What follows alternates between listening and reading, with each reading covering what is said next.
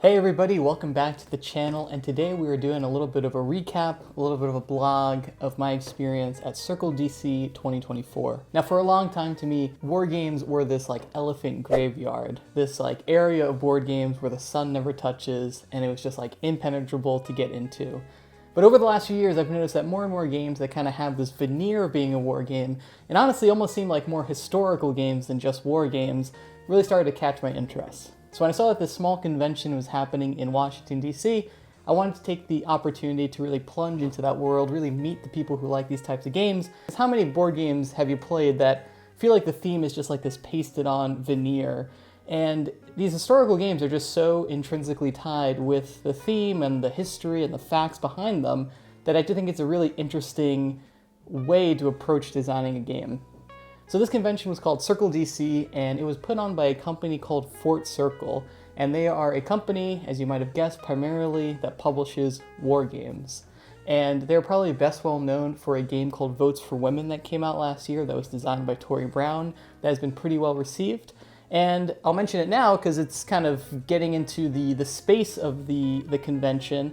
This was held at Planet World, and this is a language museum. And I have to say, the kind of just setting of being in a museum, walking into it when you're going to the convention, is a really nice setting. It's a really cool, unique setting, and the fourth floor of that museum is kind of a dedicated event space. So it's just a big room, but it was very comfortable. It felt cozy, but like, you know, every table was filled at peak hours, but it never felt like super overcrowded. I think it was a good amount of space for the amount of people there. And also, a lot of folks would just kind of leave the convention, go to do something in DC, and then come back. So it being kind of center to a lot of different DC attractions made it more than just a board game convention. It was nice that there's other stuff you could do over the course of that weekend.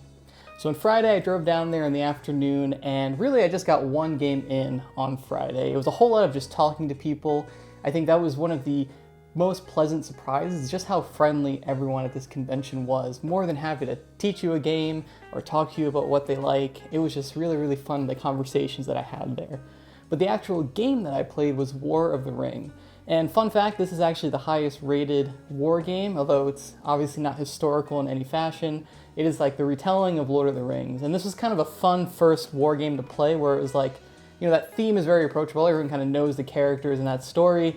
And it was a very, very long game. We actually only finished like 75% of it, but I think I still got the gist of how it plays, and we got pretty far into that game, but it is a doozy. And also what I liked about this convention, I'll mention it early on, is that the way they structured events was really, really convenient. They had a nice kind of online site where you could sign up for play sessions, and more often than not, someone was there to teach the game and kind of like guide that, you know, block of time. And so if you are a new person, it really was nice to, you know, be able to sign up for those and kind of curate what you want to play throughout the day.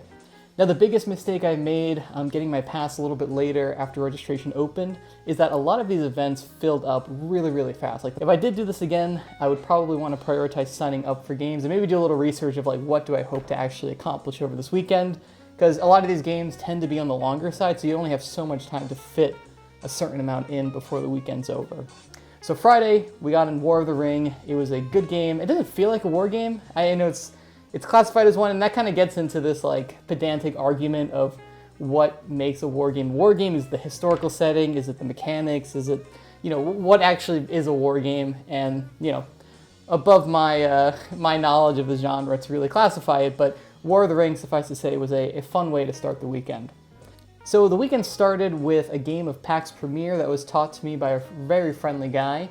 Also, fun fact that Cole Worley, the designer of PAX Premier and Root and plenty of other games, was actually attending this convention showing off his new game Arcs. And so it was kind of a cool moment to have Cole there, and he's like, oh hey, we have a question about the rules, and he's like, come over and answer it. Just kind of a cool interaction to have there. PAX Premier is a pretty complex game. It's probably the best example of a game that is super, super simple to play, right? The actual gameplay of just playing a card or taking a card is extremely easy to pick up on, but the actual implications of those cards and the events and these cascading, you know, chains that you can do is really, really impactful. So a game I got absolutely destroyed the first time I played this, but one of those that I kind of want to play a little bit more, learn those cards and get a little bit more proficient at it, but good game. Now the next game we played, and this is another thing to highlight on Circle DC, is the big presence of designers and prototypes. I think that I was surprised by how many prototype games people were showing off there and running demo sessions off. One that particularly caught my interest was a game called Devil's Advocate, and it is a game where you are kind of playing as a faction in the 1980s during the Satanic Panic. So you could play as the media, you could play as law enforcement, you could play as like neighborhood moms, and the kind of goal of the game is to build evidence to suspects and try to like convict them of being involved in like satanic activity, or trying to disprove them and defend these people. And it's just a really interesting theme for a game. I thought it was a really cool setting to have. And the actual gameplay where you have this web of evidence and suspects that you're trying to connect or block was just something I really, really enjoyed.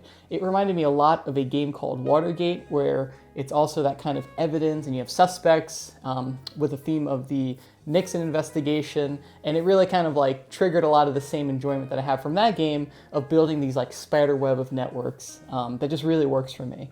So this is like a super early prototype, but I do hope that Devil's Advocate continues to be developed, and I'd love to see kind of where it goes from here, because I think that base framework that they have is really, really cool.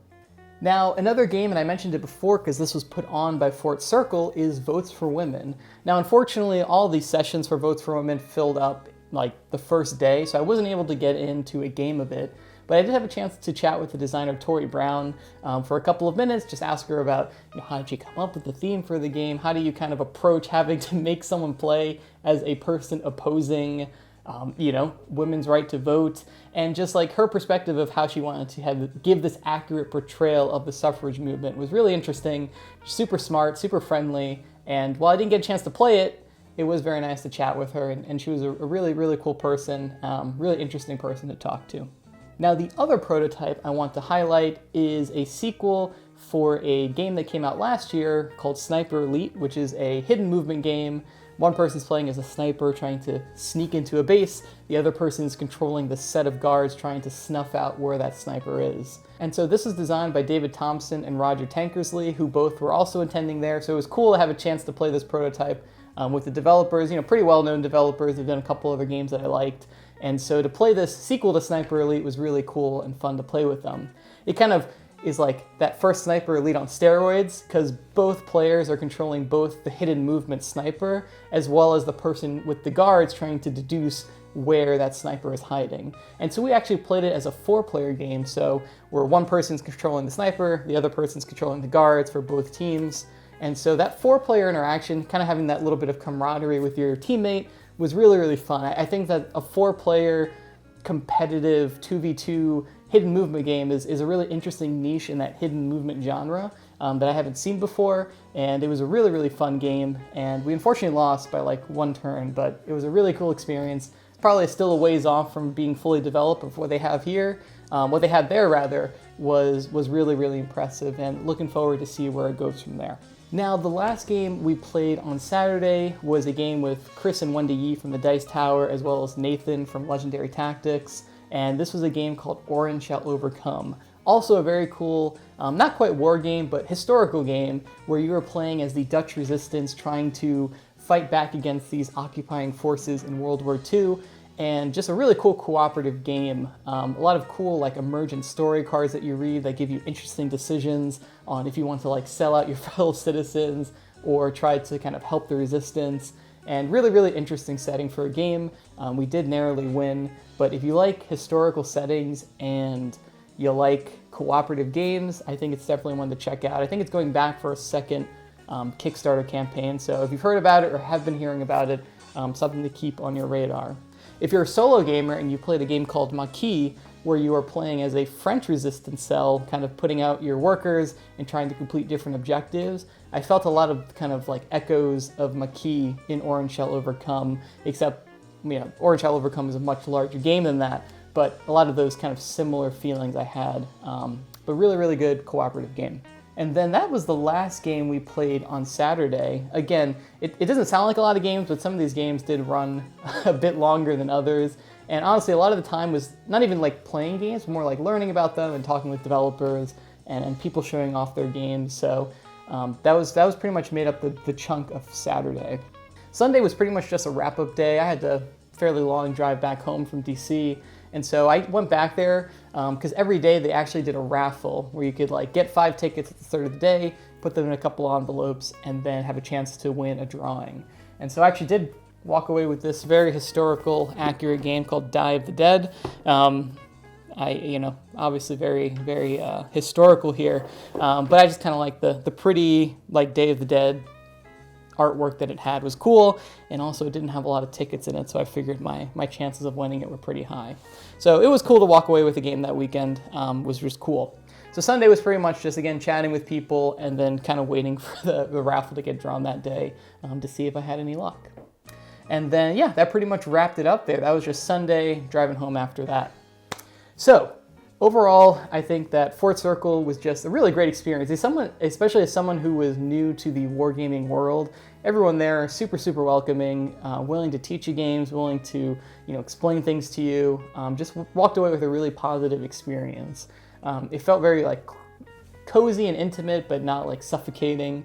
It didn't feel like people were like in their own like little niche bubbles too much. Like it felt like everyone was kind of floating around quite a bit, and just a really good experience. So if you are kind of like me and just kind of interested in war games, don't be afraid. I think that was my hesitation of like, they're all going to be in these like 8+ hour long games and like locked into their own like little tables, and like nothing else was going to happen. And if you don't get in on that, like what are you going to do the rest of the time? But I was really pleasantly surprised by the kind of variety of war games and historical games that were there. And definitely worth checking out. Maybe you have a local wargaming, convention near you, and it might be worth checking out. But overall, 2 thumbs up for Circle DC. Hopefully I have a chance to go again next year. And yeah, just really, really good experience. If you have any questions about Circle DC, do let me know in the comments below. And if you have any suggestions or recommendations for war games for someone who is newer to the genre, be sure to let me know as well. Thank you guys again for watching, and I'll catch you on the next video. Bye.